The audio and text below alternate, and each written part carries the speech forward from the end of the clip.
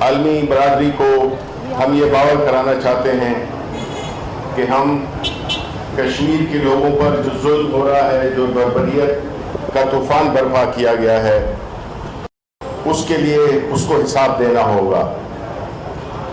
India جو کہ ایک مست ہاتھی کی طرح اس پورے خطے میں اس علاقے کے امن اور استحکام کو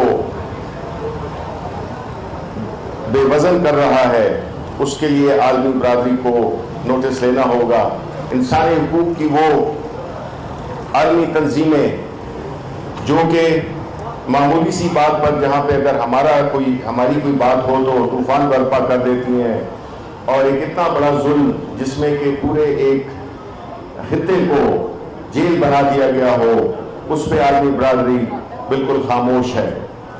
یہ منافقانہ رویہ عالمی مستقبل کے لیے، امن کے لیے بالکل سازگار نہیں۔